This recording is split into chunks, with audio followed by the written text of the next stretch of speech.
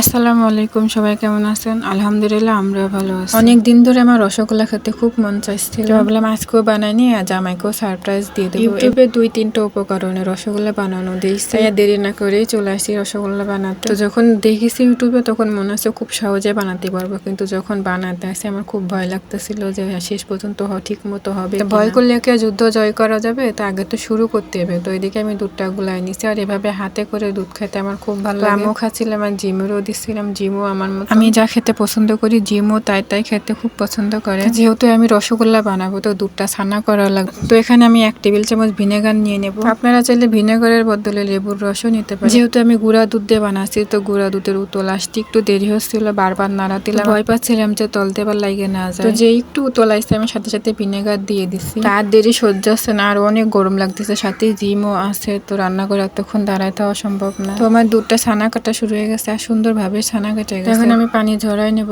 ছানাটা আলাদা করে নেব। একটা ছাঁকনি দিয়ে আমি পানিটা আলাদা করে নেব, ছানাটা আলাদা করে নেব। অনেক গরম ছিল তো আমি রান্না করে রেখে চলে আসছি, আর এদিকে গরমে আমার খুব খারাপ অবস্থা। এতক্ষণ তো খুব নর্মাল কাজ ছিল, আর এখন আসে মেন ধাপে চলে আসছি। একটা জালির সাহায্যে ছানা থেকে পানি আলাদা করে নেব। আপনারা চাইলে শিপুনি রুন্না বা পাতলা সুতি কাপড় দিয়ে আলাদা করে নিতে পারেন। তো এই নির্জালটা খুলনার মানুষই চিনবে, তাছাড়া অন্য কেউ চিনবে। ভালোভাবে চেপে চেপে পানি আলাদা করে নিতে হবে ছানা। তারপরে শুরু হয়ে যাবে ভর্তা ভর্তি বানানো। এমন ভাবে ভর্তা নেবে যত সুন্দর করে ডো বানাবেন তত আপনার মিষ্টিটা সুন্দর হবে। সাথে আমি 1 চা চামচ ঘি দিয়ে দিলাম, আবারও সুন্দর করে মাখাই নেব। এখানে আমার সব মিষ্টি বানানো শেষ। খুব কষ্টের একটা কাজ ছিল গোল গোল করে ছোট ছোট করে বানানো। আমি বড় করে বানাইনি, ছোট করে বানাইছি, যে ছোট ছোট মিষ্টি হবে, দেখতে ভালো লাগবে, অত বড় করেও বানানো ভালো লাগবে না। ওইদিকে দেখেন আমার মিষ্টিগুলোর অবস্থা, 2 ঘন্টা ব্যবধানে রেখে দিতেছি। তো যে অনেক বিরক্ত করছিল, কানতিল, তো ওরে নিয়ে আর মিষ্টি বানাতে আগে নিয়ে আমি মনে আছে মিষ্টিগুলো চাপ দিয়ে কেউ বসাই দিছে। তো যাই হোক এমন ভাবে বানাই নেব। আর এখানে আমি শিরা বানাই নিচ্ছি, তো আধা বাটি চিনি দিচ্ছি আর 3 বাটি পানি দিচ্ছি। আপনারা চাইলে বেশিও দিতে পারেন। আর 2টা এলাচ দিয়ে দিচ্ছি ঘিরানের জন্য। তো ওগুলো আমি একটু জাল করে নেব। প্রথমবার মিষ্টি বানাতে আসি, জানি না কেমন হবে। 2 ঘন্টা ধরে এভাবে মিষ্টিগুলো রেখে দিচ্ছিলাম, ভাবছিলাম যে মনে হয় একবারে ভেঙে যাবে, মানে শুকাই উঠছিল উপরে দিয়ে। তো শিরাটা বলক উঠতেই আমি সবগুলো মিষ্টি একসাথে দিয়ে দিচ্ছি। আর এখানে 10 মিনিটের মতন আমি একবারে ঢাকনা দিয়ে ঢেকে রেখে দিয়েছিলাম। তো 10 মিনিট পরে এসে দিয়ে আমার মিষ্টিগুলো একবারে ফুলে ফুলে বড় হয়ে গেছে। তারপরে কি হলো দেখেন, চুলার উপরে ভালোই দেখাচ্ছে, কিন্তু যখন ঘরে আনছি দেখছি ছাল চামড়া সব উঠে গেছে। তো যাই হোক যেমনই হোক প্রথমবার বানাইছি, তো